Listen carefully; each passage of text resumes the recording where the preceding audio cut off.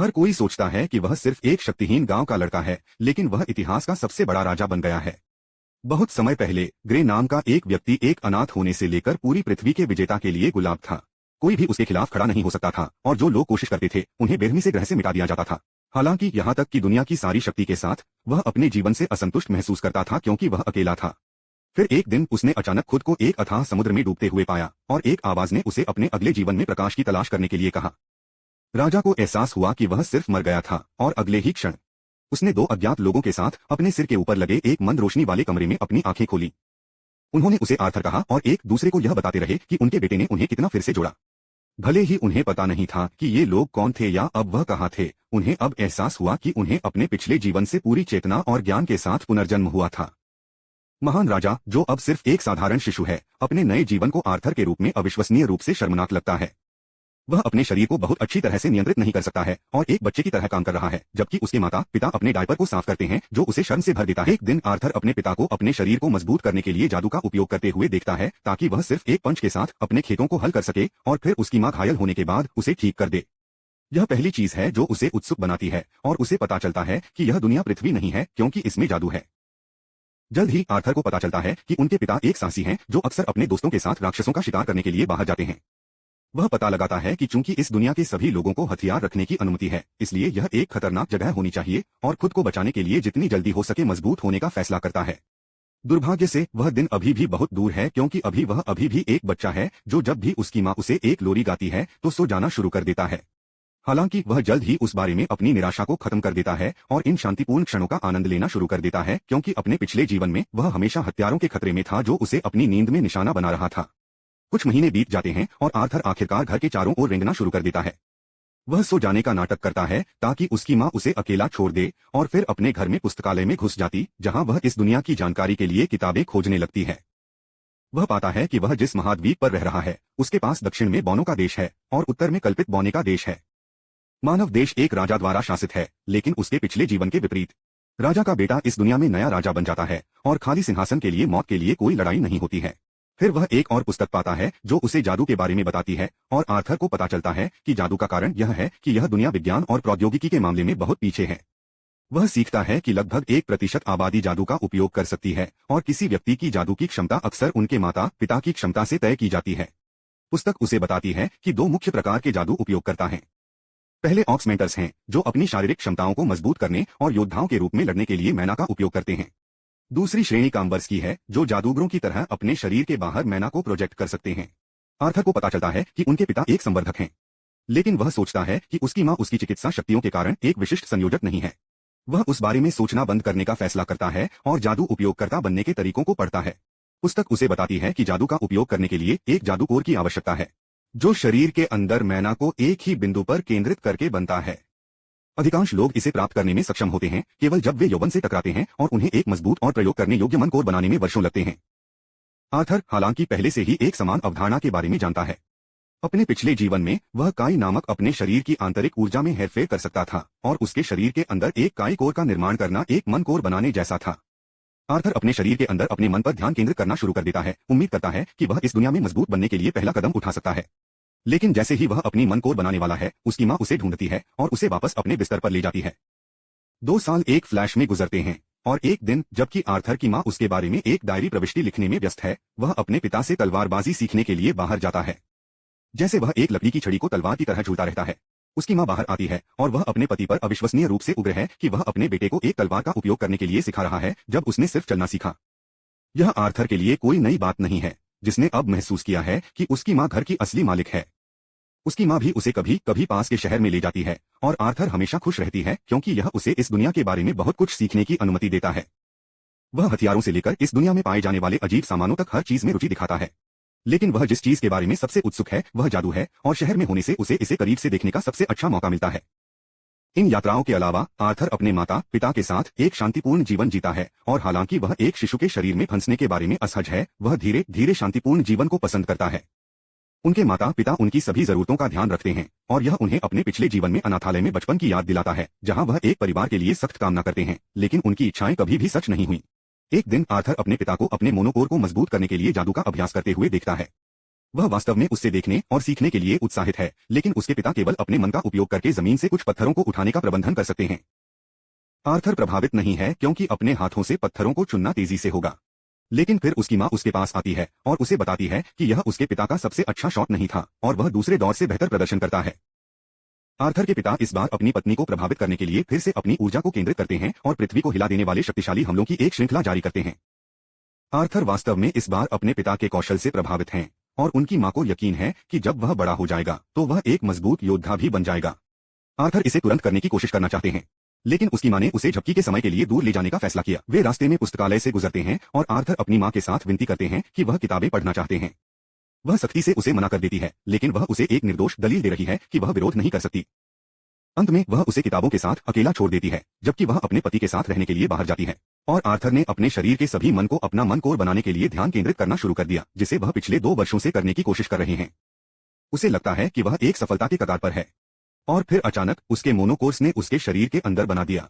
नतीजतन एक शक्तिशाली विस्फोट घर से उड़ जाता है और आर्थर के पिता अपनी पत्नी की रक्षा करने की कोशिश करते हुए घायल हो जाते हैं। वे दोनों घबरा जाते हैं क्योंकि उन्हें डर है कि उनका बेटा खतरे में है। लेकिन जब वे अंदर जाते हैं तो वे अपनी आंखों पर विश्वास नहीं कर सकते जब वे आर्थर को एक सुनहरी चमक के साथ आकाश में तैरते हुए देखते हैं। आर्थर उन्हें एक स्मॉग मुस्कान देता है, यह घोषणा करते हुए कि आखिरकार अब जादू का उपयोग कर सकता है। वह जमीन पर चढ़ जाता है और उनकी ओर चलना शुरू कर देता है। अचानक छत से मलबा उसकी ओर गिरता है। वह घबराता है, इस डर से कि यह उसके जीवन का अंत होने जा रहा है, लेकिन उसके माता पिता दोनों ही उसे गिरते हुए मलबे से सुरक्षित रखने के लिए उसकी ओर इशारा करते हैं। आर्थर को इसके बाद ही पता चलता है कि उसके माता पिता का कर्तव्य है कि वह उसे सुरक्षित रखें। लेकिन जब वे रोने लगते हैं तो वह भ्रमित हो जाता है। अपने पिछले जीवन में उन्होंने कभी भी ऐसा कुछ अनुभव नहीं किया, और यहाँ तक कि अन्य बच्चों के माता पिता ने कभी भी गर्व या निराशा के अलावा कोई भावना नहीं दिखाई। जैसा कि वह सोचता है कि यह नया एहसास क्या है, आर्थर भी रोना शुरू कर देता है, सहज रूप से अपनी मां से चिपक जाता है। उसके बाद कुछ साल गुजरते हैं और आर्थर अब एक युवा लड़का है जो अपने पिता रेनॉल्ड्स से लड़ाकू कौशल सीखना शुरू कर रहा है। उसे और उसके पिता बगीचे में आमने सामने खड़े हैं, जहां उसके पिता उसे अपने बेशकीमती दस्ताने सौंपने की कोशिश करते हैं, लेकिन आर्थर इसे अस्वीकार कर देता है क्योंकि वह जानता है कि उसके पास इस उम्र में उन्हें पहिया करने के लिए पर्याप्त ताकत नहीं है। इसके बजाय वह एक लकड़ी की तलवार उठाता है और उसके पिता भी ऐसा ही करते हैं। आर्थर तुरंत कार्रवाई में कूद जाता है, अपने पिता पर लगातार 3 हमलों को उतारने की कोशिश कर रहा है, लेकिन उसके पिता बहुत मजबूत हैं और आसानी से अपने प्रत्येक हमले को अवरुद्ध कर देते हैं। आर्थर को पता चलता है कि उनके पिता अपने जादू का उपयोग लाठी को सुदृढ़ करने के लिए कर रहे हैं, इसलिए वह भी ऐसा करने का फैसला करता है और अपनी लकड़ी की तलवार में अपने मन को डालता है। इसके तुरंत बाद वह अपने पिता पर एक बार फिर से दौड़ता है, जो आश्चर्यचकित होता है जब आर्थर का हमला आधे में अपनी छड़ी को तोड़ने का प्रबंधन करता है। आर्थर मुस्कुराता है और दावा करता है कि उसकी लकड़ी उसके पिता की लकड़ी से बेहतर है, लेकिन उनके पिता का दावा है कि स्टेमिना हालांकि अधिक मायने रखती है। भले ही उनके पिता को पता चलता है कि आर्थर एक विलक्षण है, इसलिए वह अपनी पत्नी से आर्थर को शहर से बाहर भेजने के बारे में एक वास्तविक ट्यूटर के लिए बाहर भेजने का कठिन निर्णय लेता है। उसकी मां एलिस पूरी तरह से इसके खिलाफ है क्योंकि वह नहीं चाहती कि उसका प्यारा बेटा उससे दूर हो जाए क्योंकि वह केवल 4 साल का है। रेनॉल्ड्स का तर्क है कि सिर्फ 4 साल की उम्र में आर्थर की लकड़ी अपने से अधिक शक्तिशाली है, जिसका अर्थ है कि उसे एक कुशल योद्धा द्वारा प्रशिक्षित किया जाना चाहिए। लेकिन इससे पहले कि वे एक फैसले में आ सकें, आर्थर ने यह दावा करते हुए कहा कि उन्हें सभी को एक साथ जाना चाहिए। भले ही यह एक बहुत ही गूंगा विचार की तरह लगता है, दोनों माता पिता तुरंत सहमत हैं, शायद इसलिए कि आवास संकट ने वास्तव में अभी तक उनकी दुनिया को प्रभावित नहीं किया है। कुछ दिनों बाद एलिस और रेनॉल्ड्स के पिछले पार्टी के सदस्य उनके साथ यात्रा करने के लिए पहुंचते हैं और आर्थर ने उन सभी से अपना परिचय दिया। उनके माता पिता की पुरानी पार्टी में एडम, नेता, एंजेला, बिग जुगर्ड वुमन, डर्ड, औसत दिखने वाली आदमी, हेलेन, आर्चर और जैस्मीन, मैनिक पिक्सी लड़की शामिल थी, जो किसी कारण से आर्थर के बारे में संदिग्ध लगती है। जल्द ही वे आगे बढ़ना शुरू करने का फैसला करते हैं और आर्थर को पता चलता है कि यह दुनिया अभी भी अपनी दुनिया की तुलना में परिवहन के एक बहुत ही आदिम मोड का उपयोग करती है, जहां उन्हें खाने के लिए हर जगह जाने के लिए एयर उबर्स मिला है। लेकिन यह इतना अच्छा नहीं होता है जब भोजन की गंध के कारण भेड़िया राक्षसों का एक झुंड जंगल से बाहर दिखाई देता है। जैस्मीन ने तुरंत कार्रवाई की, 2 खंजर को पकड़ लिया और लड़ाई में कूदते हुए उसके सामने आने वाले किसी भी भेड़िया को मार डाला। रेनॉल्ड्स, एडम और हेलेन सभी अपने स्वयं के हथियारों से कुछ और भेड़ियों को मारते हैं।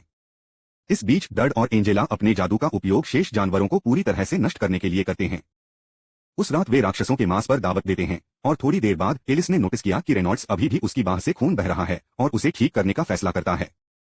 पार्टी के बाकी सदस्य तुरंत अपने पदों से खड़े होते हैं और उनके चारों ओर एक सुरक्षात्मक चक्र बनाते हैं जो आर्थर को भ्रमित करता है। लेकिन उसे जल्द ही पता चल जाता है कि एलिस एक बहुत ही खास दाना है, जिसके पास हीलिंग मैजिक है जो बेहद दुर्लभ है। अपनी दुर्लभता के कारण एलिस हमेशा पकड़ने के खतरे में है और यह एक कारण था कि वे रडार के नीचे रहने के लिए ग्रामीण इलाकों में चले गए। शुक्र है हीलिंग मैजिक बिना किसी मुद्दे के काम करता है, लेकिन उसके बाद एडम ने फैसला किया कि उसे कुछ व्यायाम की जरूरत है और आर्थर को उसके साथ प्रशिक्षित करने के लिए कहता है। आर्थर प्रशिक्षण के लिए सहमत हैं, जबकि एडम किसी भी नुकसान को रोकने के लिए अपने तेज भाले को कुछ कपड़े से लपेटता है। वे विरल सत्र के लिए तैयार हो जाते हैं और अपने हथियारों को मैना के साथ चार्ज करते हैं। लेकिन एडम के आश्चर्य, आर्थर ने पहला कदम उठाने का फैसला किया क्योंकि वह अपनी गति को बढ़ाने के लिए जादू का उपयोग करता है। एडम की ओर बिजली की गति से आगे बढ़ता है, गायब होने से पहले और फिर उसके पीछे दिखाई देता है। एडम को आश्चर्यचकित करना। दुर्भाग्य से आर्थर फिसल जाता है, जो एडम को प्रतिक्रिया करने का समय देता है, और जल्द ही वे एक तीव्र आगे और पीछे बंद हो जाते हैं। हर कोई आर्थर की तेजता से हैरान है, लेकिन आखिरी क्षण में वह अपने हल्के शरीर की वजह से हवा में फेंक दिया जाता है और एंजेला को उसे अपने पवन जादू से बचाने के लिए मजबूर किया जाता है। वह नीचे जमीन पर धीरे धीरे जमीन पर उतरता है, जबकि टीम के बाकी सदस्य एडम को ऐसे छोटे लड़के के खिलाफ ओवरबोर्ड जाने के लिए डांटना शुरू कर देते हैं। एडम ने खुद का बचाव करने की कोशिश की, यह दावा करते हुए कि लड़का बहुत मजबूत है, लेकिन कोई भी उसे नहीं सुनता है। दूसरी ओर जैस्मीन आर्थर के कौशल से बहुत घिरी हुई है और उनसे उन तकनीकों के बारे में सवाल पूछना शुरू कर देती है जो वह उपयोग कर रहे हैं। अगले कुछ दिन जल्दी से आर्थर ट्रेनों के रूप में चलते हैं। पार्टी के लगभग हर एक सदस्य के साथ कुछ और ट्रेन करते हैं। एडम से लांस तकनीक सीखना, रेनॉल्ड्स से पुशअप, हेलेन से तीरंदाजी और जैस्मीन से उसैन बोल्ट की तरह चल रहा है, जो लगता है कि छोटे लड़के को काफी पसंद है। वह उस पर किसी बच्चे के तेल के साथ एक छोटी सी तलवार देकर उसे एक दीदी पार्टी में लुभाने की कोशिश करती है, लेकिन उसकी मां नहीं चाहती कि आर्थर पकाएं, इसलिए वह उसे दूर बुलाए। जल्द ही वे गाड़ियों में अपनी यात्रा जारी रखना शुरू कर देते हैं, जब अचानक उन्हें कुछ रहस्यमय परिस्थितियों में रुकने के लिए मजबूर किया जाता है। अचानक तीरों का एक गुच्छा उनकी ओर उड़ता है और आर्थर को तुरंत पता चलता है कि वे डाकुओं द्वारा हमला कर रहे हैं। डड और एडम तुरंत गाड़ियों के सामने कूदते हैं, जबकि एंजेला अपने पवन जादू का उपयोग करती है ताकि उनकी ओर आने वाले सभी तीरों को उड़ा दिया जा सके। आर्थर केवल यह पता लगाने के लिए कि वे पूरी तरह से सभी पक्षों से डाकुओं से घिरे हुए हैं। बदसूरत दस्यु नेता ने अपने गुंडों को एलिस और आर्थर को चोट नहीं पहुंचाने और बाकी सभी से छुटकारा पाने का आदेश दिया, क्योंकि उन्हें उच्च राशि के लिए बेचा जा सकता है। द डाकू सभी समझौते में चिल्लाते हैं और युद्ध क्षेत्र में कूदते हैं, जहां वे रेनॉल्ड्स और उनकी पार्टी द्वारा पकाने लगते हैं। एक एक करके पार्टी के सभी सदस्य एक एक करके डाकुओं को खत्म करना शुरू कर देते हैं और आर्थर जानता है कि उनकी पार्टी व्यक्तिगत आधार पर बहुत मजबूत है। लेकिन समस्या तब उभरने लगती है जब डाकू उन्हें सरासर संख्याओं से अभिभूत करने की कोशिश करना शुरू कर देते हैं।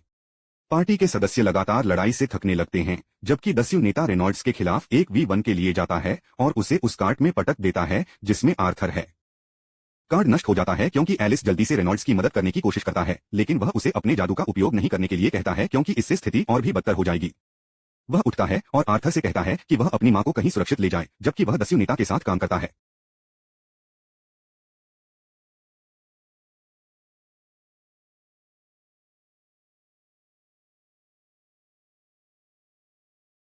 आर्थर आश्चर्यचकित करता है कि उन्हें विलेख करने के लिए समय कब मिला, लेकिन फिर भी एलिस के साथ भागने का फैसला किया। दस्यु नेता उनके बाद जाने की कोशिश करता है, लेकिन रेनॉल्ड्स ने उस पर एक बार फिर हमला किया, जिससे वह अपना बचाव करने के लिए मजबूर हो गया। आर्थर चलता रहता है, लेकिन जल्द ही कई दुश्मनों द्वारा अवरुद्ध अपना रास्ता पाता है। शुक्र है कि उनकी पार्टी के सदस्य पेशेवर हैं और वे एक एक करके अपने रास्ते में सभी डाकुओं को खत्म करने का प्रबंधन करते हैं। आर्थर ने उन्हें उनकी मदद के लिए धन्यवाद दिया और पूरी गति से चलते रहे, जब अचानक वे एक दाना से घात लगाकर घुमा जो उन पर अपने पवन जादू के साथ हमला करता है। आर्थर ने अपनी मां को सुरक्षा के लिए धकेलने का फैसला किया, जबकि वह क्षति के खामियों से टकरा जाता है, उसे हवा में और चट्टान पर धकेल देता है। वह फैसला करता है कि वह अकेले मरने वाला नहीं है और अपने हमलावर पर एक रस्सी से बंधे अपने चाकू को फेंक देता है, साथ ही उसे नीचे लाता है। डड और एंजेला दोनों तुरंत युवा आर्थर को बचाने के लिए अपने जादू का उपयोग करने की कोशिश करते हैं, जबकि उनकी मां ने अपना नाम आंसू भरी आंखों से चिल्लाते हैं। लेकिन उस समय आर्थर को शांतिपूर्ण लगता है, जैसे कि उसने कुछ हासिल किया हो। वह सोचता है कि क्या यह खुशी महसूस होती है, जब अचानक उसकी आंखों में आंसू बन जाता है क्योंकि उसे पता चलता है कि वह एक बड़ा भाई बनने जा रहा था, लेकिन अब वह जीवन उससे दूर हो गया है। जैसा कि आर्थर गिरने के बाद अपनी आंखें खोलता है, वह पाता है कि वह अभी भी जीवित है। वह आश्चर्य करता है कि वह कहाँ है, जब अचानक उसके नीचे की जमीन हिलने लगती है क्योंकि उसकी ओर कुछ बहुत बड़ा चलता है। आर्थर उठने और देखने की कोशिश करता है कि क्या आ रहा है, और वह एक डरावने दिखने वाले दानव से पूरी तरह से भयभीत है जो उसे अपने नाम से पुकारता है। आर्थर दानव से घबरा गया है, लेकिन वह एक चाड़ है जो बिना लड़ाई के नीचे नहीं जाएगा। वह उस पर हमला करने के लिए दानव पर छलांग लगाता है, लेकिन धीरे से दूर हो जाता है। जैसे जैसे वह उठता है, दानव उसे बताता है कि उसके पास अभी भी बहुत कुछ सीखने के लिए है और फिर उसे आश्वासन देता है कि वह एक दोस्त है। आर्थर यह नहीं समझता कि नरक क्या चल रहा है, और फिर दानव अचानक उसके लिए कुछ फल लेने लगे। वह आर्थर को बताती है कि उसे बात करना शुरू करने से पहले उसे खाने की जरूरत है, क्योंकि वह किसी भी सवाल का जवाब नहीं देने जा रही है। आर्थर के पास फलों को कम करने के अलावा कोई विकल्प नहीं है, और फिर वह दानव से पूछता है कि क्या उसके माता पिता ठीक हैं। वह उसे सड़क का एक दृश्य दिखाती है जहां उसके माता पिता और उनके दोस्तों ने डाकुओं से लड़ाई की और यह डाकुओं के शवों से भरा हुआ है। दानव आर्थर को बताता है कि वह हर कोई जानता है कि वह जीवित है और उन्होंने अपनी यात्रा को सुरक्षित रूप से जारी रखा। आर्थर को आंसू में ले जाया जाता है क्योंकि राहत यह सुनकर उसके दिल को भर देती है। वह फिर दानव से उसका नाम पूछता है ताकि वह उसे ठीक से धन्यवाद दे सके और वह खुद को सिल्विया के रूप में पेश करती है। कुछ दिन आर्थर के साथ अभी भी सिल्विया की गुफा में गुजरते हैं, फलों को खुद को बनाए रखने के लिए खा रहे हैं, जबकि उसकी चोटें ठीक हो जाती हैं। वह जल्द से जल्द अपने माता पिता के पास जाना चाहता है, लेकिन सिल्विया उसे बताता है कि यह इतना आसान नहीं है क्योंकि उसे उस जंगल से गुजरना होगा जो खतरनाक राक्षसों और डाकू से भरा है। हालांकि उसके पास अपने परिवार के साथ आर्थर को एकजुट करने का एक और तरीका है, लेकिन इसमें अंतरिक्षमय के कपड़े में एक छेद बनाना शामिल है और इसमें बहुत समय लगता है। आर्थर इसे समझता है और जबकि सिल्विया अंतरिक्ष और समय में छेद तैयार करता है, वह अपने कौशल को प्रशिक्षित करना जारी रखता है। अब वह समझता है कि भले ही सिल्विया एक दानव की तरह दिखती है, वह वास्तव में दयालु है और इससे भी ज्यादा वह विशेष रूप से उसके बारे में बहुत परवाह करती है। एक दिन जैसा कि आर्थर अपने मैनाकोर पर काम कर रहा है, सिल्विया ने उसे एक चाल सिखाने का फैसला किया है जो मनुष्यों को नहीं पता है। वह मैना को हवा से इकट्ठा करती है और उसके हाथ में एक गेंद बनाती है। आश्चर्यजनक आर्थर, जिसने पहले कभी ऐसा कुछ नहीं देखा। सिल्विया उसे बताता है कि अधिकांश मनुष्य सोचते हैं कि वे या तो मन को इकट्ठा कर सकते हैं या इसका उपयोग कर सकते हैं, लेकिन प्रकृति में कई जीव एक ही समय में दोनों चीजों को कर सकते हैं। वह आर्थर को ट्रिक सिखाने की पेशकश करती है, लेकिन इससे पहले वह जानना चाहती है कि वह एक बार क्या करेगी जब वह इसे सीखने के बाद मजबूत हो जाएगी।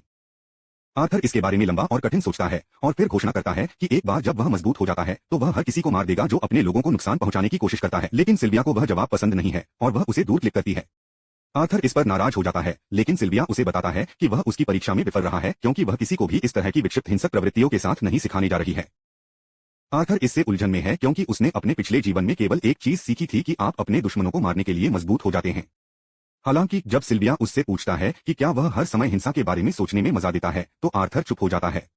सिल्विया तब उसे बताता है कि हिंसा से अलग ताकत का उपयोग करने के अन्य तरीके हैं और वह नहीं चाहती कि वह क्रोध और हिंसा पर अपना जीवन बर्बाद करे। उसके शब्दों ने आर्थर के साथ एक तंत्रिका मारा और उसे लगता है कि सिल्विया अपने पिछले जीवन के बारे में सब कुछ जानता है। वह फिर अपना प्रारंभिक प्रश्न दोहराता है और पूछता है कि वह एक बार मजबूत होने के बाद क्या करेगा, और इस बार आर्थर जवाब देता है कि वह उन लोगों की रक्षा करेगा जिनकी वह परवाह करता है। सिल्विया उस उत्तर से प्रसन्न है और वह आर्थर सिखाना शुरू कर देती है कि कैसे सीधे अपने परिवेश से इसे इकट्ठा करते हुए जादू का उपयोग करें। आर्थर इसे वास्तव में जल्दी से भी सीखता है, लेकिन जैसे ही वह यह दिखाने के लिए चलता है कि वह इसे सिल्विया के लिए कर सकता है, वह उसे गुफा के किनारे पर मारती है और उसे चट्टानों में दफन करती है।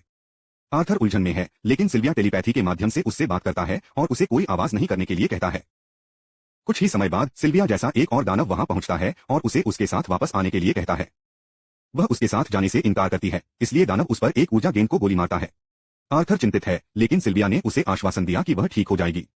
वह फिर से लड़ने के लिए उठती है और अपनी पूरी शक्ति को उजागर करती है, अपने दानव जैसे शरीर को चकनाचूर कर देती है और एक सफेद ड्रैगन में बदल जाती है। वह फिर दानव में एक हाइपर बीम को गोली मारती है जो मुश्किल से इसे ब्लॉक कर सकती है। वह उसे चेतावनी देता है कि इतनी बड़ी शक्ति का उपयोग करने से उसे बहुत खर्च होगा, लेकिन सिल्विया उसे बताता है कि उसे अपने जीवन से कोई पछतावा नहीं है।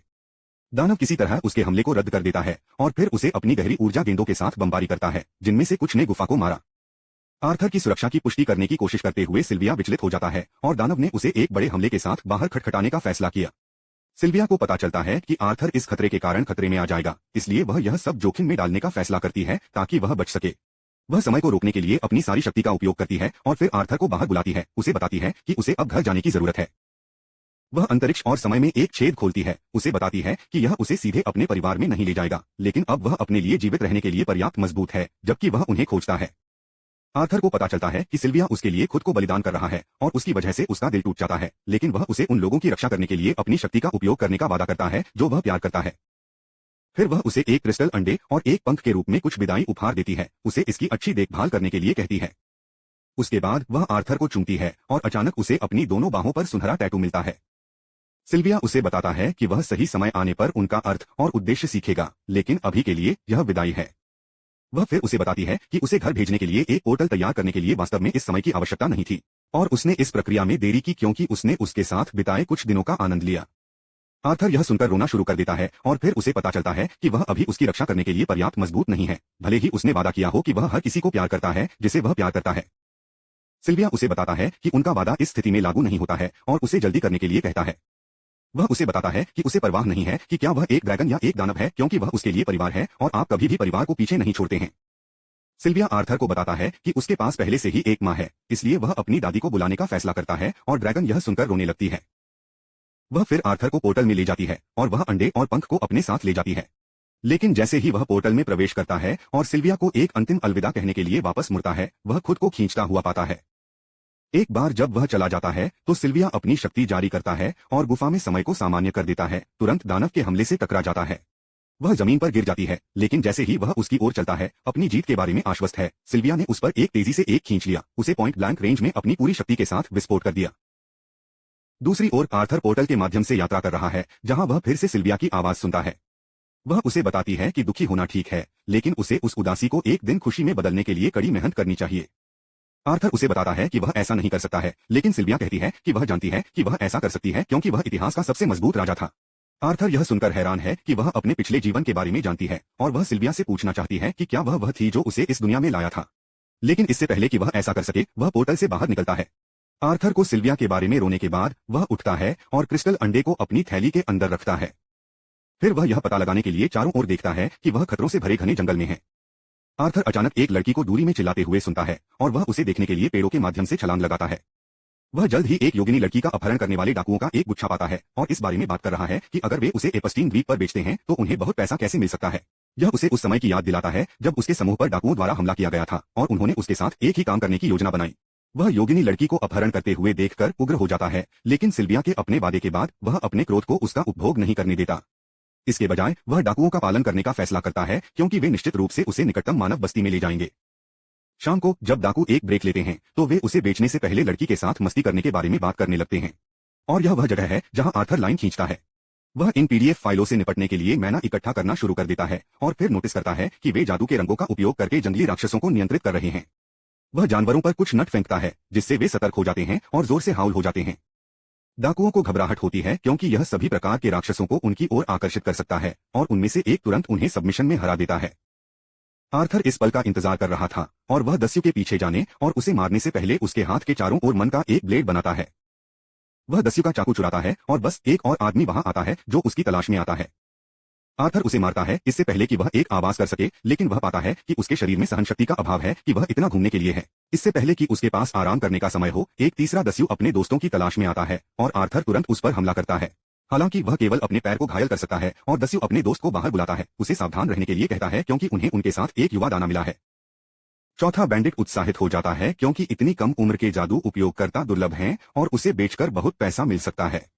वह उसे चोट नहीं पहुंचाने का फैसला करता है और इसके बजाय जादू का उपयोग करने के लिए तलवार को नीचे रखता है। फिर वह आर्थर में अपने जादुइन संक्रमित पंजे के साथ छलांग लगाता है जो उनके नीचे जमीन को कुचलते हैं। आर्थर किसी तरह हमले को चकमा देता है और फिर दस्यु को किक करने की कोशिश करता है, लेकिन वह उससे ज्यादा तेज है। आर्थर अंत में जुड़े एक धागे के साथ उस पर चाकू फेंकता है, लेकिन अनुभवी डाकू जल्दी से उसे पकड़ लेता है और फिर उसकी ओर चकरा देता है। वह लड़के को उसे नीचे गिराने के लिए पर्याप्त शक्ति के साथ मारता है और फिर उसे उल्टा पकड़ लेता है। लेकिन तब आर्थर अपने पैर पर फायर मैजिक का उपयोग करता है जिससे उसे छोड़ने के लिए दस्यु को मजबूर किया गया। दस्यु ठीक होने से पहले आर्थर ने चाकू को फिर से उस पर फेंक दिया और इस बार वह इसे अपनी गर्दन के चारों ओर घुमाता है ताकि वह ब्लेड को चकमा न दे सके क्योंकि यह उसके माथे को छेदता है। आर्थर तब अंतिम दस्यु के साथ काम करता है और एल्फ गर्ल को मुक्त करता है जो उसे अपने अतीत से किसी की याद दिलाता है। वह जल्दी से स्मृति से बाहर निकलता है और लड़की को बताता है कि वह अब घर जाने के लिए स्वतंत्र है, लेकिन वह चिंतित हो जाती है क्योंकि वह अपनी चोटों को देखती है। आर्थर उसे बताता है कि यह कुछ भी गंभीर नहीं है और फिर लाशों को कवर करता है ताकि लड़की को भयानक दृष्टि न दिखाई दे। वह अभी भी उनके बारे में उत्सुक है, इसलिए वह उसे बताती है कि वे एक दुर्घटना के साथ मिले थे और वे उसे अब और परेशान नहीं करेंगे। आर्थर तब गाड़ी में कुछ सामान ढूंढता है और लड़की को अब घर जाने के लिए कहता है, लेकिन वह अपना हाथ पकड़ लेती है क्योंकि वह डरती है। वह उसे साथ ले जाने के लिए भीख मांगती है और वह उस पर दया करने का फैसला करती है और उसे टैग करने की अनुमति देती है। वह तब गुलाम राक्षसों की ओर मुड़ता है और उन्हें अपने दुख से बाहर निकालने का फैसला करता है क्योंकि यह उन्हें मुक्त करने के लिए एक अच्छा विचार नहीं लगता है। दूसरी ओर योगिनी लड़की सींग वाले भेड़ियों को मुक्त करने का फैसला करता है क्योंकि कल्पित बौने सभी जीवन रूपों का सम्मान करते हैं और यदि वह राक्षसों को मुक्त नहीं करता है तो वे मर जाएंगे। आर्थर ने उसे इसके खिलाफ चेतावनी दी, लेकिन उसे यकीन है कि राक्षस उन पर हमला नहीं करेंगे। वह उन्हें मुक्त करती है और राक्षस वास्तव में शांति से छोड़ देते हैं, जिससे आर्थर ने प्रकृति के साथ लड़की के संबंध में अचंभा कर दिया। उसके बाद वह अपने घर को छोड़ने का फैसला करता है और जैसे ही वे एक ब्रेक के लिए रुकते हैं उसे पता चलता है कि उसका नाम ताशा है। वह कुछ खाना पकाता है और उसे खाने के लिए कहता है, भले ही वह भूखा न हो क्योंकि इससे उसे ताकत बनाने में मदद मिलेगी। और वे शब्द उसे सिल्विया की याद दिलाते हैं। वैसे भी वह भोजन के बारे में उपद्रव करते हुए नोटिस करता है क्योंकि यह अच्छा स्वाद नहीं लेता है और कुछ मीठा खाने की मांग करता है। आर्थर सोचता है कि उसे उससे सीखना चाहिए कि कैसे एक सामान्य बच्चा होने का नाटक करना है क्योंकि वह अपनी उम्र का पहला बच्चा है जो वह कभी मिला है। टेस तब उससे पूछता है कि वह यहाँ क्या कर रहा है और आर्थर उसे बताता है कि वह अपने माता पिता से अलग हो गया। वे कल्पित बौने गांव को खोजने के लिए अपनी यात्रा जारी रखते हैं और आर्थर वांछित की तुलना में काफी लंबा समय लगता है। टेस उसे अपने गांव के बारे में बताता रहता है और आर्थर को पता चलता है कि मनुष्यों की तुलना में कल्पित बौने का जीवन काफी अलग है। अचानक वह उनके पीछे एक सींग वाले भेड़िया को महसूस करता है और वह उसे मारने का फैसला करता है। रात में वह टेस को तंबू में सोने के लिए कहता है, जबकि वह बाहर देखता रहता है और फिर क्रिस्टल अंडे को देखना शुरू कर देता है जो सिल्विया ने उसे दिया था। जैसा कि वह सोच रहा है कि यह वास्तव में क्या है, टेस उसे बाहर बुलाता है, उसे तंबू के अंदर आने के लिए कहता है। वह वादा करती है कि वह उसे अपने परिवार से गुप्त रखेगी कि वह उसके साथ सोती थी, लेकिन आर्थर उसे बताता है कि वह बाहर ठीक है। उसे यह महसूस करने में देर नहीं लगती कि टेस तंबू में अकेले रहने से डरता है और वह उसके अनुरोध को हास्य देने का फैसला करता है और तंबू के अंदर चला जाता है। वहां टेस ने सभी मनुष्यों पर आरोप लगाया कि वे कई पत्नियां हैं और आर्थर सिर्फ इच्छाएं हैं कि यह सच था। वह टेस से पूछता है कि उसे किसने बताया और वह उसे बताती है कि यह उसका दादा था। आर्थर ने आरोपों से इनकार करते हुए कहा कि केवल रईसों के पास कई पत्नियों का समर्थन करने के लिए पर्याप्त पैसा है, लेकिन टेस अपने जवाब के माध्यम से आधे रास्ते में सो जाता है। अगले दिन वे अपनी यात्रा को फिर से शुरू करते हैं और टेस आर्थर के आसपास तेजी से आराम से बढ़ने लगता है। वह लोकी से नाराज है क्योंकि वह जल्दी करना चाहता है और अपने परिवार को ढूंढना चाहता है। और फिर एक और समस्याग्रस्त बात होती है। वह अपने मोनोकोर में एक तेज दर्द महसूस करना शुरू कर देता है जो उसे इतना कमजोर बनाता है कि वह भी नहीं चल सकता। और टेस कुछ जड़ी बूटियों को खोजने के लिए जंगल में भागता है जो उसे ठीक कर सकते हैं। जैसा कि आर्थर अकेला बैठा है, दर्द को सहन करने की कोशिश कर रहा है, सींग वाले भेड़िया को वह पहले मुक्त कर देता है। आर्थर ने यह सोचकर कहा कि राक्षस ने उस पर हमला करने के लिए चुना जब वह अपने सबसे कमजोर पर होता है और बस टेस जड़ी बूटियों के साथ लौटता है। वह उसे दूर रहने के लिए कहता है क्योंकि राक्षस उन पर हमला करने के लिए बाहर है, लेकिन हमला करने के बजाय राक्षस जमीन पर एक मृत सूखा छोड़ देता है और वापस जंगल में जाता है। आर्थर वास्तव में इससे भ्रमित है, लेकिन टेस उत्साह से उसे बताता है कि जानवर अपने जीवन को बचाने के लिए एहसान को चुकाना चाहता था। सुअर का मांस खाने से आर्थर बेहतर महसूस कराता है और फिर टेस उसे बताता है कि उसे कोई जड़ी बूटियां नहीं मिली, लेकिन उसे कुछ मशरूम मिले जो उसके गांव की महिलाएं हर समय खाते हैं। आर्थर उन्हें बिना सोचे समझे बिना खाता है, लेकिन फिर उसे दस्त का एक बुरा मामला मिलता है। उसके बाद वे दोनों तंबू में लौटते हैं और टेस ने आर्थर को मानव और बौने राज्यों की कहानियों के बारे में बताना शुरू कर दिया है जो उसने अपने दादा से सुना है। वह कहती है कि वह वास्तव में उन राज्यों को देखना चाहती है, लेकिन जाहिर है कि वे बुरे लोगों से भरे हुए हैं, इसलिए वह वहां नहीं जा सकती है और एल्फ गांव में बाहरी लोगों को अनुमति नहीं है। आर्थर केवल आधे को सुनता है कि वह क्या कह रही है क्योंकि उसकी थकान उसे पकड़ लेती है और वह सो जाता है। अगले दिन आर्थर का दर्द वापस आ जाता है, लेकिन वह इसे किसी तरह समाप्त कर देता है क्योंकि योगिनी गांव पास में है। टेस आर्थर को बताता है कि वे अब पहले से ही दोस्त हैं, लेकिन वह नहीं जानता कि इसका जवाब कैसे दिया जाए क्योंकि उसके पास कभी कोई दोस्त नहीं था और उनके बीच चीजें अजीब नहीं होती हैं। आर्थर अपने पुराने जीवन में एक दोस्त के लिए निकटतम व्यक्ति को याद करना शुरू कर देता है और उसने उसे कैसे मार डाला, जब अचानक टेस उत्साह के साथ चिल्लाने लगती है क्योंकि वह एल्फ गांव के दरवाजे को देखता है। आर्थर इसे देखकर हैरान है, लेकिन टेस ने अपना हाथ उसकी ओर रखा, उसे उसके साथ आने के लिए कहा। वह अपना हाथ ले जाता है और एल्फ गांव में जाता है, जहां एक घुसपैठिया को महसूस करते हुए गार्ड का एक गुच्छा तुरंत आता है। आर्थर यह भी नहीं समझता कि क्या हो रहा है क्योंकि गार्ड उसे गिरफ्तार करते हैं और जैसा कि वह टेस की आंखों में एक उदासीन रूप देखता है, वह आश्चर्य करता है कि अब उसके साथ क्या होने वाला है। जैसा कि आर्थर देखता है कि टेस अपनी दलीलों के बावजूद चुप है, उसे पता चलता है कि वह उस पर भरोसा करने के लिए बहुत जल्दी है। भले ही उसने उसे जंगल में अपना दोस्त कहा, लेकिन आर्थर सोचता है कि इस तरह की स्थितियों में शब्दों का कोई मतलब नहीं है। वह यह सोचकर घबराता है कि उसे अधिक सावधान रहना चाहिए था और योगिनी सैनिक उसे मारने के लिए अपने हथियार खींचते हैं। टेस तुरंत कार्रवाई में स्प्रिंग्स करता है क्योंकि वह प्रक्रिया करती है कि क्या हो रहा है और गार्ड को रोकने के लिए कहता है। वे उसे बताते हैं कि आर्थर एक खतरनाक इंसान है और उन्हें उसे नुकसान पहुंचाने से पहले उसे खत्म करना होगा। टेस उसे बताता है कि आर्थर उसका दोस्त है जिसने उसे बचाया, लेकिन गार्ड उस पर विश्वास करने से इनकार कर देता है। इसके बजाय वह आर्थर पर टेस को ब्रेन वॉश करने का आरोप लगाता है जब अचानक एक शक्तिशाली आवाज उसे बंद करने के लिए कहती है। अचानक एक पोर्टल उनके सामने दिखाई देता है और एक पुराना योगिनी इसके बाहर कदम रखता है, सैनिकों को बताता है कि लड़के को एक बार जाने दें। जैसा कि टेस आर्थर पर जांच करने के लिए जाता है, वह उसे धमकी देने के लिए सैनिकों पर चाबुक मारती है, लेकिन पुराने योगिनी जो उसके दादा हैं उसे बताती हैं कि उनकी प्रतिक्रिया यह देखते हुए उचित थी कि एक मानव लापता राजकुमारी के साथ उनके राज्य में आया था। योगिनी तब खुद को वायरियन के रूप में, कल्पित बौने के पूर्व राजा के रूप में पेश करती है और अपनी पोती के साथ साथ उनके राज्य की राजकुमारी को बचाने के लिए आर्थर को धन्यवाद देती है। यह आर्थर के लिए खबर है और उसके पास यह विश्वास करने में कठिन समय है कि यह डमी एक राजकुमारी है, लेकिन वह उसे एक स्मॉग मुस्कान देती है।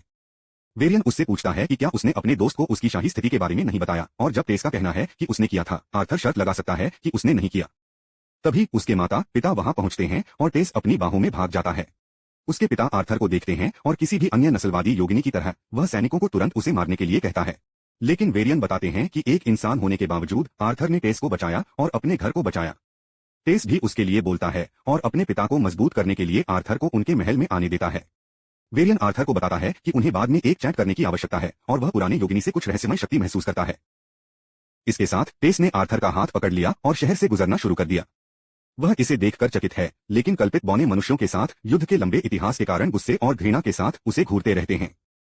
आर्थर इससे चिंतित नहीं है, लेकिन वह टेसा के चेहरे पर ठंडी अभिव्यक्ति के बारे में चिंतित है जब उसने पहली बार उसकी मदद मांगी। वह अपनी सीने में दर्द से भी उलझन में है और आगे बढ़ने का फैसला करता है। जल्द ही वे महल तक पहुंचते हैं और टेस सभी नौकरानियों को आर्थर की सेवा करने के लिए कहता है जो उन्हें मिला है। वह अपने स्थान पर अपने प्रवास की योजना बनाना शुरू कर देती है, लेकिन आर्थर को लगता है कि उसे अपने माता पिता को किसी भी चीज से पहले अपनी यात्रा के बारे में बताना चाहिए। वे उसे उनसे बात करने की अनुमति देते हैं, लेकिन टेस उसे मेज पर एक सीट पर ले जाता है और जारी रखने से पहले चाय और स्नैक्स का आदेश भी देता है। आर्थर आश्चर्यचकित करता है कि क्या यह इंसान के लिए इस तरह के उपचार को प्राप्त करना ठीक है, और फिर टेसा के पिता एल्डुइन ने अपना और अपनी पत्नी मायरियल का परिचय दिया। आर्थर ठीक से अपना परिचय देता है और उनका स्वागत करता है, और एल्डुइन अपनी खराब पृष्ठभूमि के बावजूद अपने शिष्टाचार से काफी प्रभावित है। इसके साथ आर्थर ने कहानी बताना शुरू कर दिया कि कैसे उन्होंने टेस को दास व्यापारियों से बचाया, और जब वे इसके बारे में सुनते हैं तो उसका परिवार नाराज होता है। वे उसके लिए भी मनुष्यों को शाप देने लगते हैं, लेकिन आर्थर उन्हें पेशे को शाप देने के लिए कहता है, न कि दौड़ को। वेरियन उससे पूछता है कि उसने दास व्यापारियों से टेस को कैसे मुक्त किया, और आर्थर ने खुलासा किया कि वह एक दाना है। राजा को यह विश्वास करना मुश्किल है कि वह दास व्यापारियों को हरा सकता है, और योगिनी सैनिक इस बारे में और भी अधिक मुखर हैं। वे आर्थर पर एक बार फिर से टेस को बेवकूफ बनाने का आरोप लगाते हैं, लेकिन वायरियन उन्हें आदेश नहीं दिया जाता है जब तक कि वे आदेश नहीं देते। टेस भी आर्थर के समर्थन में आगे आता है, उन चीजों को बताते हुए जो उसने बुरे लोगों को सुना है। उसकी माँ उसे आराम करने के लिए उसे गले लगाती है, और फिर उसके पिता आर्थर से कहते हैं कि वह उसकी कहानी पर विश्वास करता है। आर्थर ने तब एल्डुइन को अपनी बेटी के जीवन को बचाने के लिए उसे चुकाने के तरीके के रूप में अपने परिवार को वापस भेजने के लिए कहा, लेकिन वह उस मांग को अनुचित कहता है। वह कहता है कि वह बर्बर मनुष्यों की मदद नहीं करना चाहता है, लेकिन आर्थर जवाब देता है कि अगर वह इस तरह से काम करता है तो वह खुद एक बर्बरता की तरह व्यवहार करेगा। यह सुनकर एल्डुइन को कौन हो जाता है, लेकिन वह अभी भी आर्थर की मदद करने से इनकार करता है। अचानक टेस ने उसे भावनात्मक रूप से ब्लैकमेल करने के लिए उसे घूरना शुरू कर दिया। एल्डुइन जल्दी से सिलवट करता है और आर्थर को बताता है कि आमतौर पर ह्यूमन किंगडम के लिए गेट को हर 7 साल में केवल एक बार खोला जा सकता है, लेकिन वे उसे यहाँ इतने लंबे समय तक नहीं रख सकते, इसलिए वह कुछ सैनिकों को घर से बचने के लिए भेजेगा। आर्थर यह सुनकर खुश है, लेकिन फिर अचानक उसकी छाती में दर्द पहले से कहीं अधिक तीव्रता के साथ लौटता है। वह किसी तरह दिन भर दर्द को समाप्त करता है और रात में वह कुछ ताजी हवा पाने के लिए अपने कमरे की बालकनी में जाता है। वह टेस को अपने माता पिता के साथ एक कमरे में खुशी से खेलते हुए देखता है और वह उसे अपने माता पिता की याद दिलाता है। आर्थर आश्चर्यचकित करता है कि क्या वे ठीक हैं, भले ही वह मानता है कि वे डाकुओं के हमले से बचने के लिए पर्याप्त मजबूत हैं। वह उन्हें याद करता है और आश्चर्य करता है कि क्या वे उसे फिर से देखकर खुश होंगे क्योंकि टेस के माता पिता अभी हैं। वह दुखी हो जाता है जितना वह उनके बारे में सोचता है, और टेस ने इसे नोटिस किया। वह तुरंत उसे देखने के लिए दौड़ती है और अपने परिवार की ओर से माफी मांगती है क्योंकि हर कोई उसके लिए असभ्य है। आर्थर जवाब देता है कि यह ठीक है, और फिर टेस को ताना मारता है कि वह अपने परिवार के पास वापस जाना चाहिए और उनके द्वारा खराब हो गया। टेस इससे नाराज हो जाता है और उसे बताता है कि उसके माता पिता उसके साथ उसी तरह व्यवहार करेंगे जैसे वह उनके पास लौटता है, और यह आर्थर को और भी अधिक चिंता करता है। वह टेस से सत्यापन की तलाश करता है, यह पूछते हुए कि क्या उसके माता पिता वास्तव में उसे हर चीज के बावजूद देखकर खुश होंगे। टेस अचानक अपना चेहरा पकड़ लेता है, उसे बताता है कि यह स्पष्ट है कि उसके माता पिता उसे याद करेंगे क्योंकि वह उनके साथ नहीं है। वह उसे बताती है कि वह पहले से ही उसे याद कर रही है क्योंकि वह जल्द ही घर जा रही है, और आर्थर अवाक रह गया है। तभी एक फूल की चमकती पंखुड़ियां जो फायरफ्लाइज की तरह दिखती हैं, हवा में तैरने लगती हैं, और दोनों अपनी सुंदरता को निहारने में खो जाते हैं। अचानक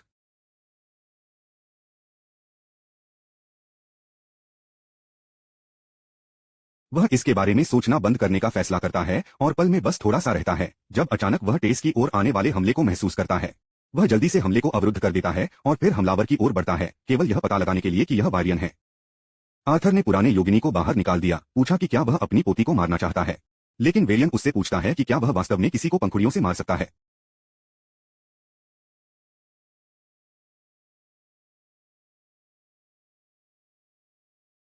उन्हें अब यकीन है कि आर्थर ने वास्तव में दास व्यापारियों से लड़ाई लड़ी थी, लेकिन टेस इस पर पागल हो जाता है क्योंकि उसे लगता है कि उसका दादा उसके दोस्त को धमका रहा है। हालांकि वेरियन ने उसे आश्वासन दिया कि वह किसी को धमकाने की योजना नहीं बनाती है, और वह सिर्फ आर्थर को काफी दिलचस्प लगता है। वह एक छोटी लकड़ी की तलवार को बुलाता है और लॉन पर टेस डालने से पहले अपने कौशल का परीक्षण करने के लिए आर्थर को पास करता है। वेरियन ने आर्थर को शुरू करने के लिए संकेत दिया और वह तुरंत उस पर चार्ज करता है। वह पुराने योगिनी को मारने की कोशिश करता है, लेकिन पाता है कि वह काफी तेज है। कोई फर्क नहीं पड़ता कि आर्थर जादू का उपयोग करके अपनी गति को कितना बढ़ाता है, वह विरन पर एक भी हिट नहीं कर सकता है। पुरानी योगिनी तब अपने एक हमले को अवरुद्ध करती है, इस प्रक्रिया में अपनी तलवार को चकनाचूर कर देती है। तलवार से एक टुकड़ा टेस की ओर सही उड़ता है और आर्थर ने इसे डिफ्लेक्ट करने के लिए तलवार के झुकाव को फेंक दिया। वायरियन को उनके कौशल से रोक दिया जाता है और इस मौके का उपयोग करने से आर्थर ने शरीर के विस्फोट का उपयोग करके उन्हें हराने का फैसला किया। हालांकि वेरियन इसे पूरी तरह से वृत्ति पर अवरुद्ध करता है। आर्थर या तो हार मानने को तैयार नहीं है और वह फिर से उस पर आरोप लगाता है, उसे माथे में मारता है। वायरियन वास्तव में प्रभावित है कि आर्थर एक हिट में मिला और वह उसे राउंड 2 के लिए तैयार होने के लिए कहता है। लेकिन फिर टेस ने अचानक उसे पीछे से मार डाला और उसे अपने दोस्त को धमकाने से रोकने के लिए कहा। वायरियन उसे बताता है कि वह किसी को बदमाशी नहीं कर रहा था और इसके बजाय अगर वह वापस आयोजित करता है, आर्थर उसे धमकाने वाला होगा। आर्थर सोचता है कि बूढ़ा आदमी वास्तव में विश्वास नहीं करता है कि वह क्या कह रहा है, लेकिन वह विनम्रता से उसे कम करके उसे बहुत धन्यवाद देता है। वेरियन उसे बताता है कि वह उसे कम नहीं कर रहा है और अगर वह वास्तव में आभारी है तो उसे उसका छात्र बनना चाहिए। आर्थर इस प्रस्ताव से हैरान है जो कहीं से भी निकला है और वह वायरियन को बताता है कि वह यहाँ नहीं रह सकता क्योंकि उसके माता पिता चिंतित होंगे। पुरानी योगिनी ने जवाब दिया कि अपने माता पिता को यह बताने का एक तरीका है कि वह यहाँ सुरक्षित है और इससे पहले कि आर्थर इसके बारे में भी पूछ सकते हैं, सीने में दर्द फिर से शुरू होता है जिससे वह अपने घुटनों पर लाए। वेरियन ने इस पर भी पहले भी ध्यान दिया था और अब उन्हें यकीन है कि आर्थर को एक जानवर विरासत में मिला है।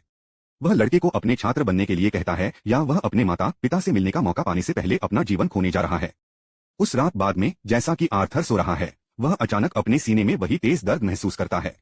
वह इसे वश में करने के लिए कड़ी मेहनत करता है, लेकिन दर्द तब तक बढ़ता रहता है जब तक कि वह उसके शरीर से गुजरता है और उसके सामने प्रकट होता है। आर्थर अपनी आंखें खोलता है और एक अंधेरे आकृति को देखती है जो उस पर हाथापाई करती है। वह सहज रूप से अंधेरे राक्षस से डरता है, लेकिन अंदर गहराई से वह इसे एक चिकित्सक की तरह विश्लेषण करना शुरू कर देता है। वह सोचता है कि क्या राक्षस उसकी चिंता या उसकी भारी जिम्मेदारियों का व्यक्ति है और राक्षस के पास जाने के साथ चिल्लाना शुरू कर देता है। लेकिन फिर वह टेस को जागने के लिए कहते हुए सुनता है। जैसा कि आर्थर दुःस्वप्न से उठता है, वह टेस को उसके ऊपर बैठे हुए देखता है और खुशी से उसे सुप्रभात की शुभकामनाएं देता है। आर्थर सुबह में उसके कष्टप्रद चेहरे को पहली बात नहीं देखना चाहता और वह उसे अकेला छोड़ने के लिए कहता है क्योंकि वह अपने सपनों में राक्षस के कारण ठीक से सो नहीं सकता था। वह फिर से सोने की कोशिश करता है, लेकिन टेस को गुस्सा आता है यह सोचकर कि वह उसे एक राक्षस कह रहा है। वह उसे जागने के लिए कहती है क्योंकि उसके दादा उसका इंतजार कर रहे हैं। वह उसे बिस्तर से खींचती है और आर्थर के पास तैयार होने के अलावा कोई विकल्प नहीं है। टेस तब उससे पूछता है कि क्या वह वास्तव में उसके साथ रहने वाला है और वह जवाब देता है कि वह अभी तक निश्चित नहीं है, लेकिन वेरियन के पास उसे दिखाने के लिए कुछ है जो उसका मन बदल सकता है और आर्थर उसके बाद अपना निर्णय लेना चाहता है। इसके तुरंत बाद आर्थर और टेस बाहर जाते हैं, जहां राजा एल्डुइन वेरियन को यह समझाने की कोशिश कर रहे हैं कि एक मानव को कल्पित बौने के राज्य में रहने की अनुमति नहीं दी जा सकती है। हालांकि वायरियन अपने तर्कों को नहीं सुनता है और अपनी गाड़ी में मिलता है, यह कहते हुए कि वह आर्थर को पसंद करता है और यह कहानी का अंत है। तभी टेस भी अपने सामान्य आर्थर के साथ कूदता है, मेरे जीवन मेलोड्रामा को बचाया। लेकिन उसके पिता उसे चुप रहने के लिए कहते हैं क्योंकि यह उसके बारे में नहीं है। खैर, वेरियन उसे बंद करने के लिए कहता है क्योंकि वह बच्चों को अपनी गाड़ी में आमंत्रित करता है और साथ में वे पुराने योगिनी के एक दोस्त को देखने के लिए सवारी करते हैं। वेरियन और टेस गाड़ी के अंदर ध्यान करना शुरू करते हैं और आर्थर ऊब जाते हैं, इसलिए वह वेरियन से पूछता है कि यात्रा कितनी देर लगने वाली है। तभी टेस अपने कंधे पर गिरता है क्योंकि वह सो रही थी और ध्यान नहीं कर रही थी, और वेरियन का कहना है कि वह आज जल्दी जाग गई क्योंकि वह उनके साथ आना चाहती थी। वह कहता है कि क्योंकि टेस शाही सिंहासन का एकमात्र उत्तराधिकारी है, उसने जीवन भर कभी कोई वास्तविक दोस्त नहीं किया है। वह लोगों पर आसानी से भरोसा नहीं करती है और ज्यादातर लोगों से अपनी भावनाओं को छुपाती है, लेकिन वह वास्तव में आर्थर के साथ सहज है। वेरियन धन्यवाद आर्थर इसके लिए क्योंकि जब टेस उसके साथ होता है तो वह स्वतंत्र रूप से मुस्कुराता है। आर्थर इस बात से प्रभावित है कि वेरियन इतना विनम्र है कि वह एक बच्चे को धन्यवाद दे सकता है और इससे उसे यह विश्वास मिलता है कि वह पुराने योगिनी पर भरोसा कर सकता है। जल्द ही उनकी गाड़ी समाज से अलग एक घर के सामने रुक जाती है और आर्थर उस आदमी को देखने के लिए उत्सुक है जो पूर्व राजा को अपने घर की यात्रा भी कर सकता है। अचानक वेरियन दरवाजे पर चलता है और उसे लात मारता है, बाहर आने के लिए अपने दोस्त के अंदर चिल्लाता है। फिर वह यह देखने के लिए करीब जाता है कि क्या कोई आ रहा है, लेकिन उसका दोस्त उसके चेहरे पर दरवाजा खोलता है और उसे चिल्लाना बंद करने के लिए कहता है। वेरियन तब उसे रिन्या, उसके पुराने दोस्त और अद्वितीय कौशल के साथ एक जादूगर के रूप में पेश करता है। वह कहता है कि वह आर्थर को अपनी शक्तियों से मदद कर सकती है और वह सभी को अंदर जाने के लिए कहती है ताकि वे तुरंत शुरू कर सकें। रिन्या का घर किताबों से भरा है और आर्थर आश्चर्यचकित है कि कैसे उसकी तरह एक बेवकूफ उसकी मदद करने जा रहा है। वह कहता है कि दादाजी वेरियन ने उसे बताया कि उसके पास एक जादू है जो उसे अपने माता पिता से संपर्क करने में मदद कर सकता है, और रिन्या हंसता है, वेरियन को बताता है कि वह बच्चे पर काफी नरम हो रहा है। वह फिर आर्थर को बताती है कि वह एक दिव्य है, जिसका अर्थ है कि वह अतीत और भविष्य को देख सकती है। वह अपनी शक्तियों को सक्रिय करती है और पाती है कि आर्थर इतना खास है कि वह अपने सच्चे अतीत को नहीं देख सकती। हालांकि वह जानती है कि वह यहाँ एक भविष्यवाणी के लिए नहीं है, बल्कि अपने माता पिता को फिर से देखने के लिए है और उन्हें बताएं कि वह अच्छी तरह से है। आर्थर पुष्टि करता है और फिर रिनिया ने उसे अपने माता पिता को स्पष्ट रूप से चित्रित करने के लिए कहा कि वह पानी की एक बाल्टी पर झुकते हुए कर सकता है। आर्थर अपने सभी मस्तिष्क कोशिकाओं को अपने माता पिता को उसके सामने चित्रित करने पर केंद्रित करता है। इस बीच उनके माता पिता शहर में अपने नए घर में दोपहर का भोजन कर रहे हैं। एलिस ने स्टू को कुक किया और रेनॉल्ड्स को परोसता है क्योंकि वह कहती है कि आर्थर स्टू से भी प्यार करता था। वह अचानक दुखी और उदासीन हो जाती है क्योंकि आज आर्थर का जन्मदिन है और वह अब उनके साथ नहीं है। वह याद करती है कि जिस दिन वह चट्टान से कूदती थी उस दिन वह कितनी तबाह हो गई थी, और रेनॉल्ड्स यह भी याद करते हैं कि उन्होंने अपने बेटे को खोने के लिए खुद को मूर्खतापूर्ण किया क्योंकि उन्हें लगा कि यह उनकी गलती है। शुक्र है उसके दोस्त उसे उससे बाहर निकालने में मदद करने के लिए वहां थे।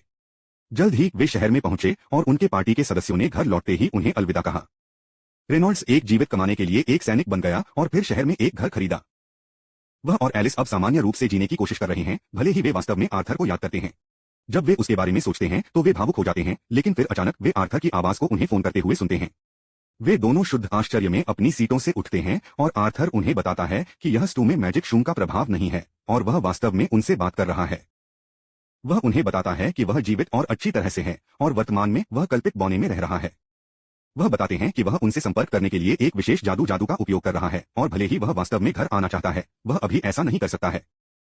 आर्थर ने खुलासा किया कि उसके शरीर के साथ कुछ गलत है और उसे इसके लिए इलाज की आवश्यकता है, लेकिन वह वादा करता है कि एक बार इलाज हो जाने के बाद वह घर चला जाएगा। उनके माता पिता को यह जानने के लिए आंसू में ले जाया जाता है कि वह जीवित हैं और आर्थर उन्हें अगली बार जब तक बात नहीं कर सकते हैं तब तक ध्यान रखने के लिए कहते हैं। वे एक दूसरे को गले लगाते हैं और आर्थर उन्हें बताता है कि वह वास्तव में उनसे प्यार करता है। उसके साथ रोने लगता है और जैसे जैसे उसके आंसू बाल्टी में गिरते हैं उसकी एकाग्रता और रिनिया का जादू टूट जाता है। उसके बाद आर्थर खुद को शांत करता है और वायरियन से अनुरोध करता है कि वह उसे अपने छात्र के रूप में स्वीकार करें। जल्द ही वे महल तक पहुंचते हैं और वेरियन अपने बेटे को यह घोषित करने का आदेश देते हैं कि आर्थर उनका छात्र बनने जा रहा है। अल्डुइन उस बारे में निश्चित नहीं है, लेकिन वेरियन ने घोषणा की कि आर्थर के कारण वह पूरी जिम्मेदारी लेगा। खैर, एल्डुइन और उनकी पत्नी अपने कठोर निर्णय को सुनकर गुना और वे आर्थर का औपचारिक रूप से अपने राज्य में स्वागत करते हैं। यहाँ तक कि वे उसके साथ व्यवहार नहीं करने के लिए भी माफी मांगते हैं और साथ ही उन्हें पहले भी होना चाहिए था, और आर्थर को पता चलता है कि कल्पित बौने के राजा अभी भी अपने डैडी के खिलाफ खड़े नहीं हो सकते।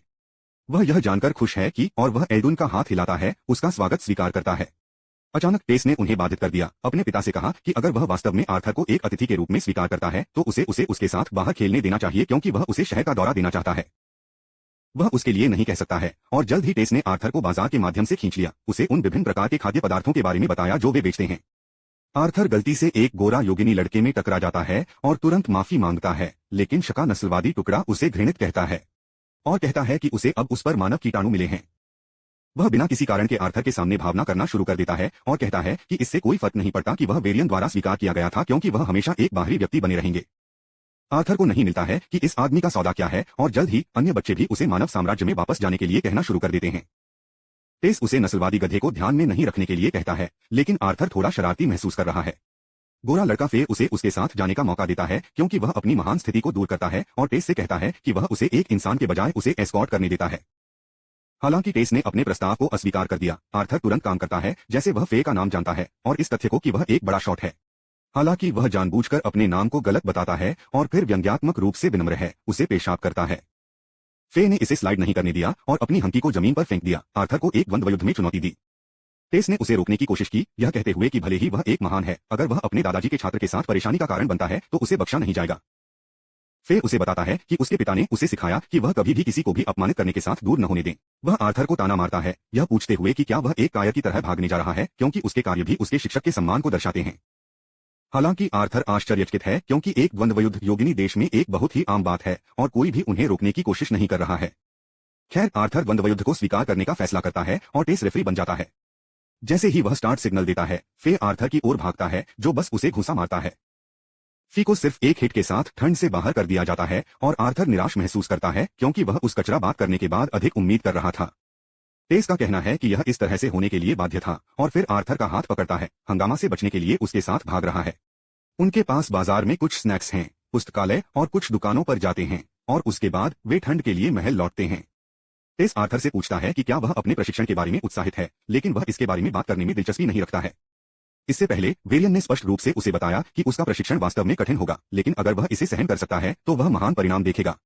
इसके बावजूद आर्थर प्रशिक्षण लेने के लिए सहमत हो गया और उसे आखिरकार टेस को दिखाने के लिए किसी तरह का उत्साह मिलता है। वह उसे बताता है कि वह वास्तव में प्रशिक्षण के बारे में सम्मोहित है और वह अपने हाथों में अपने भविष्य का प्रभार लेने के लिए कड़ी मेहनत करेगा। टेस ने जवाब दिया कि वह भी कड़ी मेहनत करेगी और आर्थर उससे पूछता है कि वह क्या करना चाहती है। वह कहती है कि वह बिना किसी अन्य कारण से उसके साथ प्रतिस्पर्धा करने के लिए कड़ी मेहनत करेगी। अगले दिन वायरियन के तहत आर्थर का प्रशिक्षण शुरू होता है और 3 साल एक फ्लैश में गुजरता है। टेस और आर्थर का रिश्ता हमेशा की तरह ही है और वह अभी भी हर सुबह आर्थर को जगाने के लिए आती है। लेकिन अब वह अपने पैरों पर मन का उपयोग करती है, जिससे वह बहुत दर्द महसूस कर रहा है और चिल्लाता है और शिकायत करता है। उन दोनों के बाहर, जहां वे राजा और रानी को एक बैठक के लिए छोड़ते हुए देखते हैं। जैसा कि आर्थर यह सोचकर व्यस्त है कि वे कहां जा रहे हैं, टेस अचानक उसके सामने एक बर्गर रखता है, उसे दसपर्टेन बेडी द्वारा बनाई गई इस स्वादिष्ट भोजन को खाने के लिए कहता है। आर्थर खुशी से बर्गर लेता है, लेकिन वह टेस को चिढ़ाता है, उससे पूछता है कि वह कौन है जिसने इसे बनाया है, और यह उसे नाराज करता है। वह उस पर हमला करती है और आर्थर उसके हमलों को चकमा देता है। प्रशिक्षण मैदान के सभी रास्ते जहां वेरियन उनका इंतजार कर रहे हैं। वह उन्हें ठीक से लड़ने के लिए कहता है और उन्हें लकड़ी की तलवारें फेंक देता है, लेकिन वह जानता है कि आर्थर अब अपने प्रशिक्षण के दूसरे चरण के लिए तैयार है। स्पैरिंग सत्र होने के बाद टेस जमीन पर है, पूरी तरह से समाप्त हो गया है। इस बीच विरन ने आर्थर को जादू के बारे में कहा, यह कहते हुए कि एक के बाद उनके मन को स्थिर करने के बाद वे जादू के 4 मूलभूत तत्वों में से एक प्राप्त कर सकते हैं। जिस प्रकार का तत्व उन्हें मिलता है वह प्रजातियों और कल्पित बौने पर भी निर्भर करता है, विशेष रूप से पवन जादू में अच्छे हैं। वायरियन का कहना है कि बौने आग और पृथ्वी के जादू के साथ अच्छे हैं, जबकि मनुष्य सभी 4 तत्वों का उपयोग कर सकते हैं। हालांकि उनके पास अभी भी केवल एक मूल तत्व है जो उनके पास स्वाभाविक रूप से है, और हर कोई सभी 4 तत्वों का उपयोग नहीं कर सकता है। टेस अचानक अपने दादाजी से पूछता है कि उसने आर्थर को जादू में प्रशिक्षित क्यों नहीं किया, जबकि वह अपने शरीर को मजबूत कर रहा था क्योंकि उसने ऐसा किया था। वेरियन जवाब देता है कि यह इसलिए है क्योंकि आर्थर कमजोर है, उसे चौंकाने वाला है। वह तब बताते हैं कि आर्थर के मैनिक्योर के अंदर एक शक्तिशाली जानवर की इच्छा है और यह उसके शरीर और मैनिक्योर के बीच संतुलन को परेशान करता है। आर्थर अचानक महसूस करता है कि उसकी छाती में दर्द हो रहा है क्योंकि वह सुनता है और वेरियन उसे बताता है कि दर्द जानवर की इच्छा के कारण होता है। टेस ने अचानक आर्थर को चिढ़ाना शुरू कर दिया, यह पूछते हुए कि क्या वह ठीक है क्योंकि वह उस पर हमला करने के लिए जादू का उपयोग करती है। आर्थर उसे बताता है कि जब वह उसे मारती है तो यह स्पष्ट रूप से दर्द होता है, लेकिन वह इसी तरह इससे निपटता है। वेरियन तब उसे बताता है कि उसके लिए यह समय है कि वह अपने शरीर के भीतर जानवर को जगाए।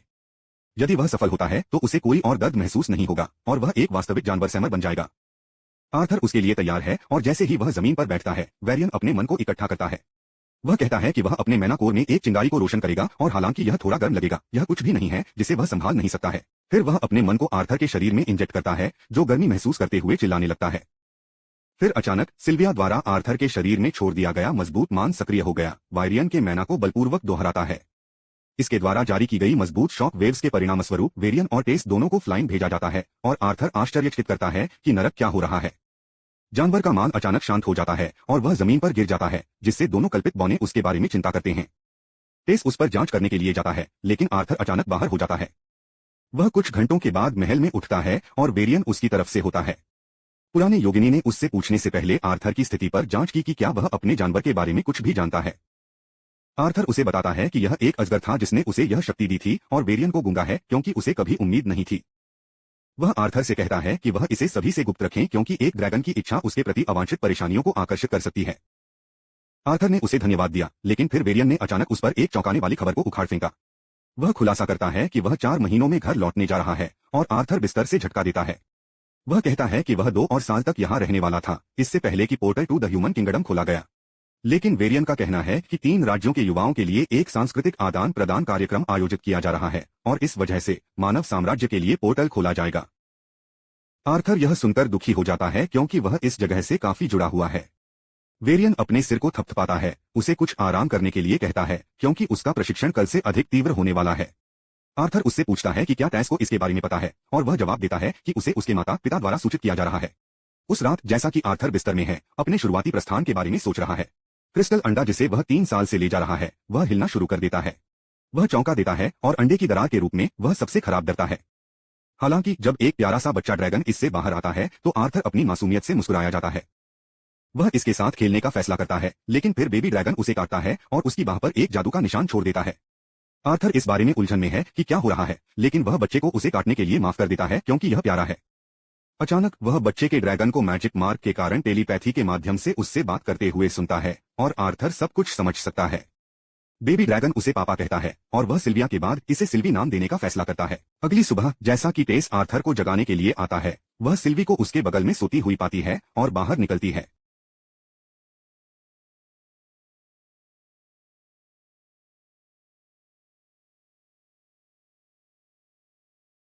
इसके तुरंत बाद वे प्रशिक्षण मैदान में जाते हैं और भले ही टेस वास्तव में फिर से सिल्वी को गले लगाना चाहता है, बेबी ड्रैगन उसे पसंद नहीं करता है। वे जल्द ही वायरियन के स्थान पर पहुंच जाते हैं और पुराने योगिनी को एक वास्तविक अजगर को देखने पर दिल का दौरा पड़ने से लगभग मर जाता है। इसके बाद वह आर्थर की कहानी सुनता है कि कैसे बच्चे ड्रैगन ने अंडे से कैसे रचा लिया जब वह सिल्विया के जानवर विल को जगाने में कामयाब हो गया। वेरियन जानता है कि अगर लोग ड्रैगन के बारे में पता लगाते हैं तो वह बहुत परेशानी में होगा, इसलिए वह आर्थर से यह दावा करने के लिए कहता है कि यह एक दुर्लभ मैना जानवर है। वह सोचता है कि यह ज्यादातर लोगों को बेवकूफ बनाने के लिए पर्याप्त होगा, क्योंकि हर कोई सोचता है कि ड्रैगन वास्तविक नहीं है। उसके बाद वेरियन का कहना है कि चूंकि आर्थर अब एक जानवर है तो वे अब से अपने मैनाकोर और उसके जानवर कोर दोनों को प्रशिक्षित करेंगे। वह घोषणा करता है कि वास्तविक मुकाबले से बेहतर प्रशिक्षण नहीं है और एक जानवर के रूप में अपनी वास्तविक शक्ति को उजागर करने का फैसला करता है। पुरानी योगिनी मैना की एक जबरदस्त मात्रा जारी करती है जो उसे पूरी तरह से कवर करती है, और जब यह शांत हो जाता है तो वह काली आभा से बना एक राक्षसी के रूप में उभरता है। आर्थर इस परिवर्तन को देखने के लिए सहमत हैं और वह सहज रूप से खुद को बचाने की कोशिश करता है, भले ही वायरियन उस पर हमला करने की योजना नहीं बना रहा है। बूढ़ा योगिनी अचानक उसके पीछे चला जाता है, उसके कंधे का दोहन करता है और जब तक आर्थर घूमता है तब तक वह चला जाता है। जमीन पर केवल 2 काले पैरों के निशान छोड़ देते हैं। वह पसीना शुरू कर देता है क्योंकि वह यह भी नहीं बता सकता है कि वेरियन अभी कहाँ है, और वह तुरंत आत्मसमर्पण कर देता है। वेरियन उसके पीछे दिखाई देता है और जैसा कि आर्थर ने उसे बताया कि उसे उस राक्षसी रूप को दिखाने के बाद उसे अपनी चिकित्सा के लिए भुगतान करने की आवश्यकता होगी, वह अपने सामान्य स्व में लौटता है। आर्थर का कहना है कि वह अपनी उपस्थिति भी महसूस नहीं कर सकते हैं और वेरियन बताते हैं कि उनका टेंट बीस्ट एक शैडो पैंथर है जो हवा और बहुत अच्छी तरह से ध्वनि कर सकता है, लेकिन यह उसके मन को वास्तव में जल्दी से सुखा देता है। वायरियन ने उसे अपनी तलवार सौंपते हुए कहा कि अब उसका असली प्रशिक्षण शुरू होता है। अगले कुछ दिनों में आर्थर अपना समय अपने जानवर कोर को नियंत्रित करने के लिए ध्यान देने में बिताता है और फिर वायरियन के मॉन्स्टर मोड के खिलाफ बिखरा हुआ है। वह अपने जानवर कोर से बोवर को आकर्षित करने में सक्षम है और उसकी छाती में दर्द पूरी तरह से गायब हो जाता है। वह वास्तव में जल्दी से मजबूत हो जाता है और वह एक सामान्य बच्चे की तरह अपने सभी अवकाश का समय बिताता है। कुछ हफ्तों बाद टेस आर्थर को फिर से बाजार में ले जाता है और वह वहां फे नामक अभिमानी बव्वा में टकरा जाता है। वह माफी मांगता है, लेकिन फे ऐसे काम करता है जैसे यह भाग्य है जो उन्हें फिर से एक साथ आमने सामने लाया। आर्थर भी उसे याद नहीं करता है और यह फे को नाराज करता है। वह तुरंत आर्थर को पिछली बार वापस भुगतान करने के लिए एक द्वंद्व युद्ध में चुनौती देता है, लेकिन फिर से सिर्फ एक हिट में कोर प्राप्त करना समाप्त कर देता है। उसके बाद टेस ने आर्थर को फे के बारे में याद दिलाता है और वह तुरंत उसे उठने में मदद करता है। फे अपना हाथ थोड़ा अनिच्छा से लेता है, लेकिन उसके दोस्त उसे एक सुंदरी की तरह अभिनय करने से रोकने के लिए कहते हैं क्योंकि वे हमेशा जानते थे कि वह मानव के साथ दोस्ती करना चाहता था। आर्थर तब फे और उसके दोस्तों से पूछता है कि क्या वे सांस्कृतिक विनिमय कार्यक्रम का हिस्सा बनने जा रहे हैं, और वे सहमत हैं क्योंकि सभी महान बच्चे जा रहे हैं। आर्थर पूछता है कि क्या टेस उनके साथ भी होगा, और वे चुप हो जाते हैं क्योंकि वे जानते हैं कि वह नहीं जा रही है। फे यह कहकर मूड को हल्का करने की कोशिश करता है कि वे नाजुक राजकुमारी को फिर से खो जाने का जोखिम नहीं उठा सकते, लेकिन वह टेस को पेशाब करता है और वह उसे अपनी ताकत दिखाने के लिए सिर्फ एक पंच के साथ उड़ान भरती है। आर्थर यह देखकर बाहर निकल जाता है और वह तुरंत टेस के साथ भाग जाता है, इससे पहले कि वह किसी भी अधिक समस्याएं पैदा करे। एक बार जब वे एक शांत जगह पर पहुंच जाते हैं तो वह उस पर चिल्लाता है, यह कहते हुए कि उसे एक राजकुमारी की तरह व्यवहार करना चाहिए और अपने लोगों को चेहरे पर मुक्का मारना राजकुमारी जैसा व्यवहार नहीं है। आर्थर यह कहते हुए विडंबना महसूस करते हैं कि क्योंकि वह पिछले जीवन में एक राजा था और उसने अपने विषयों को सिर्फ मुक्का मारने से ज्यादा किया था, लेकिन तब टेस का कहना है कि वह हाल ही में बहुत अभिभूत है। वह कहती है कि आर्थर जल्द ही दूर जा रहा है और वह इसके बारे में परेशान है, लेकिन वह उसकी भावनाओं को भी नहीं समझती है और उसे एक बूढ़े आदमी की तरह व्याख्यान देती है। वह उसके साथ भाग जाती है, लेकिन आर्थर एक बूढ़े व्यक्ति को कहा जाने पर गंभीर भावनात्मक क्षति से ग्रस्त है। वह जल्द ही अपनी भावनाओं को आहत करने के बारे में बुरा महसूस करता है, इसलिए वह कुछ फायरफ्लाइज के साथ रात में अपने कमरे में जाता है और उसे उसके साथ टहलने के लिए कहता है। टेस सहमत है, लेकिन एक बार जब वे जंगल में प्रवेश करते हैं तो वह घबराने लगती है क्योंकि उन्हें वहां रहने की अनुमति नहीं है। आर्थर उसे इसके बारे में चिंता नहीं करने के लिए कहता है क्योंकि वह उसे सुरक्षित रखने जा रहा है। वे जल्द ही उस स्थान पर पहुंचते हैं जहां वे पहली बार मिले थे और आर्थर बताते हैं कि सींग वाले भेड़ियों को वे वापस मुक्त करते हैं, फिर भी जीवित और स्वस्थ हैं। उसके बाद वे एक खुले क्षेत्र में आग लगाते हैं और टेस नींद महसूस करने लगता है। वह एक भूत को एक ट्विस्टेड पेड़ के तने में मतिभ्रम करती है और जोर से चिल्लाती है और आर्थर उसे इसके बारे में चिढ़ाने लगती है। टेस ने उससे मानव साम्राज्य के बारे में पूछा और वह जवाब देता है कि वह इसके बारे में ज्यादा नहीं जानता क्योंकि उसे इसे देखने का मौका नहीं मिला। वह कहती है कि वह चाहती है कि वह हमेशा के लिए यहाँ रहें, लेकिन इससे पहले कि आर्थर अपना जवाब दे सके वह सो जाती है। जल्द ही आर्थर के जाने का दिन आता है और हर कोई उसे विदाई देने के लिए इकट्ठा होता है, लेकिन टेस वहां नहीं है। वायरियन उसे शाही परिवार के निशान के साथ एक कंपास देता है ताकि अगली बार जब वह उन्हें देखने के लिए आसानी से पहुंच सके। आर्थर सोचता है कि टेस उसे देखने के लिए बहुत भावुक है, इसलिए वह मानव साम्राज्य के साथ जो कि सांस्कृतिक आदान प्रदान के लिए जा रहे हैं के साथ मानव साम्राज्य का नेतृत्व करने का फैसला करता है। जैसे ही दरवाजा खुलता है टेस अचानक वहां चलती है, लेकिन वह यात्रा करती है और गिर जाती है। आर्थर उसके पास दौड़ता है और उसकी मदद करता है और टेस उसे खुद की देखभाल करने के लिए कहती है। वह अचानक उसे गले लगाता है, यह कहते हुए कि वह उसे याद करेगा और टेस रोना शुरू कर देगा। हालांकि उनकी भावनात्मक विदाई बाधित होती है क्योंकि मानव साम्राज्य का दरवाजा खुलता है। आर्थर फे की गाड़ी में एक सवारी लेता है जहां उसके माता पिता रहते हैं और वह वास्तव में उन्हें देखने के लिए उत्साहित है। वह अपने पते पर जाता है और खुद को मानसिक रूप से तैयार करने के बाद दरवाजे पर दस्तक देता है। उसकी छोटी बहन उसके लिए दरवाजा खोलती है और उसके माता पिता उसके पीछे भागते हैं। आर्थर उन्हें देखने पर भावुक हो जाता है और उसके चेहरे पर एक उज्ज्वल मुस्कान के साथ वह उन्हें बताता है कि वह घर है। एलिस और रेनॉल्ड्स अपनी आंखों पर विश्वास नहीं कर सकते जब वे आर्थर को उनके सामने देखते हैं और वे उसे वापस स्वागत करने के लिए उसे कसकर गले लगाते हैं। उनकी बेटी एलिस को बताती है कि उसे रोना नहीं चाहिए और आर्थर उसकी ओर मुड़ता है, यह महसूस करते हुए कि वह उसकी बहन है जिसके लिए वह अपने जीवन का बलिदान करने के लिए तैयार थी। वह अपनी बहन अलीना से पहले घुटने टेकता है और अपना परिचय देता है और वह अपने भाई को देखकर काफी हैरान है। उसके बाद आर्थर के अंदर जहां एलिस ने उनसे उस समय के बारे में सवाल पूछना शुरू कर दिया जो उन्होंने उनसे दूर बिताया था।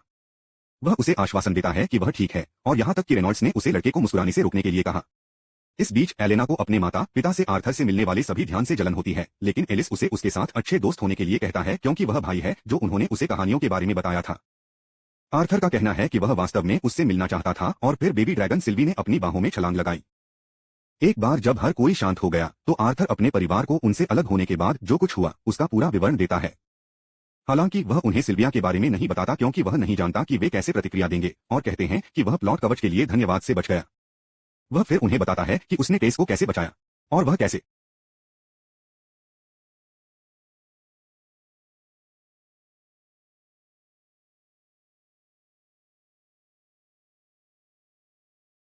उन्होंने यह पता लगाने के बाद अपनाया कि उसकी मां जीवित रहने के लिए बहुत कमजोर थी। उसके माता पिता उस पर विश्वास करते हैं और वे खुश हैं कि वह बच गया। अचानक रेनॉल्ड्स ने आर्थर से पूछा कि उसका मोनोकोर अभी किस चरण में है और एलिस उसे इस तरह के सामान में आने के लिए डांटता है जब उनका बेटा अभी वापस आ गया है। आर्थर उनसे पहले अपनी वर्तमान नौकरी के बारे में पूछता है और रेनॉल्ड्स ने गर्व से उसे बताया कि वह एक प्रसिद्ध नीलामी घर में एक सुरक्षा प्रशिक्षक है। रेनॉल्ड्स ने तब घोषणा की कि उनका मोनोकोर 2 साल पहले गहरे नारंगी रंग का हो गया था जो कि पावर स्केल के बीच में है। आर्थर प्रभावित हैं और सोचते हैं कि उनके पिता ने उस मंच तक पहुंचने के लिए बहुत काम किया, लेकिन वह खुद हल्के लाल मंच पर हैं जो डार्क ऑरेंज स्टेज से सिर्फ एक स्तर से नीचे है। रेनॉल्ड्स भड़क जाता है क्योंकि उसका बेटा उससे आगे निकलने की कगार पर है और फिर आर्थर को एक स्पार को चुनौती देता है कि वह कितना मजबूत हो गया है। जबकि एलिस उसे उसके लिए डांटता है, कुछ लोग अपने घर के अंदर बचते हैं। आदमी विंसेंट रेनॉल्ड्स से पूछता है कि क्या यह सच है कि उसका बेटा जीवित है और आर्थर आश्चर्यचकित है कि इस आदमी का सौदा क्या है। रेनॉल्ड्स उसे बताता है कि विंसेंट नीलामी घर का मालिक है जहां वह काम करता है और यह घर भी उसका है। आर्थर विंसेंट और उसकी पत्नी को बधाई देता है और फिर सिल्वी की क्यूटनेस के लिए अपनी बेटी लिलिया से दोस्ती करता है। रेनॉल्ड्स ने विंसेंट को बताया कि वह और आर्थर बगीचे में स्पार करने वाले हैं और उसे शो देखने के लिए आमंत्रित करते हैं। विंसेंट आश्चर्यचकित है, लेकिन वह बाकी सभी के साथ बगीचे में जाता है। वह विश्वास नहीं कर सकता कि आर्थर का मोनोकोर हल्के लाल मंच पर है, लेकिन एलिस उसे बताता है कि उसका बेटा एक त्वरित शिक्षार्थी है और उसके झूठ का कोई कारण नहीं है। हालांकि उन्हें अभी भी विश्वास करना मुश्किल है क्योंकि यहां तक कि सबसे कुलीन प्रशिक्षण स्कूलों के सर्वश्रेष्ठ छात्र भी 13 साल की उम्र में इस तरह के लाल मंच तक पहुंच सकते हैं और आर्थर सिर्फ 8 हैं। दूसरी ओर आर्थर और रेनॉल्ड्स गर्म हो जाते हैं और फिर एक दूसरे की ओर धराशायी होते हैं। आर्थर रेनॉल्ड्स के हमलों को रोकता है और फिर अपना पलटवार लॉन्च करता है। रेनॉल्ड्स आसानी से इसे अवरुद्ध कर देता है और उसे बताता है कि उसे अधिक काम की जरूरत है। तब आर्थर उसे आश्चर्यचकित करता है कि उसने वायरियन से क्या सीखा। वह रेनॉल्ड्स को पीछे धकेलने का प्रबंधन करता है जो प्रभावित है, लेकिन वह आर्थर से कहता है कि उसे उस पर एक हिट उतारने का एक और मौका नहीं मिलेगा क्योंकि वह अब गंभीर होने जा रहा है। वह अपनी मुट्ठी के चारों ओर अपने मन को केंद्रित करता है, इसे आग में बदल देता है जो आर्थर के लिए आश्चर्य की बात है। वह जानता है कि इस दुनिया में सभी मैना उपयोगकर्ताओं के पास एक विशेष तत्व होता है जिसके साथ वे पैदा होते हैं। कांटेर्स के लिए उस तत्व की पहचान करना और इसका उपयोग करना आसान है, लेकिन रेनॉल्ड्स जैसे संवर्धन के लिए उस चरण तक पहुंचने के लिए बहुत अभ्यास और अंतर्दृष्टि लगती है। रेनॉल्ड्स अचानक अपने पूरे शरीर को अपनी लॉमन के साथ कवर करता है और आर्थर की ओर आरोप लगाता है जो केवल अपने हमलों को अवरुद्ध कर सकता है। जैसा कि उसे पीछे धकेल दिया जाता है, आर्थर सोचता है कि कैसे उसके पास अपने पिछले जीवन में काई नामक एक शक्ति थी जो मूल रूप से मन की तरह काम करता था, लेकिन काई मास्टर यह तय कर सकता था कि वे किस तत्व का उपयोग करना चाहते थे। आर्थर यह सोचकर अपने पिता के खिलाफ लड़ने की कोशिश करता है कि वह इस जीवन में किसी विशेष तत्व के बिना पैदा हुआ था और इसका मतलब है कि वह उन सभी का उपयोग कर सकता है। अपने पिछले जीवन और इस एक से प्रशिक्षण के लिए धन्यवाद। उनका मानना है कि उन्हें रेनॉल्ड को हराने के लिए क्या लगता है। वह अपनी मुट्ठी में भी मन को इकट्ठा करता है और वे एक सुनहरी रोशनी को विकीर्ण करना शुरू कर देते हैं जो सभी को चकित कर देता है। आर्थर रेनॉल्ड्स की ओर दौड़ता है और अपने हाथों से निकलने वाली सुनहरी आभा के साथ अपनी ज्वलंत मुट्ठी को अवरुद्ध करता है। उनकी टक्कर एक शक्तिशाली शॉकवेव बनाती है जो दोनों को पीछे धकेलता है और फिर रेनॉल्ड्स आक्रामक हो जाता है, उस पर एक ठोस हिट उतरता है।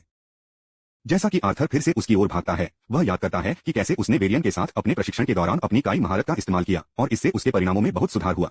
उन्होंने आग के तत्व को जल्दी से महारत हासिल की और इस वजह से पुराने योगिनी ने उसे एक कदम आगे ले जाने का फैसला किया। अब जैसा कि आर्थर अपने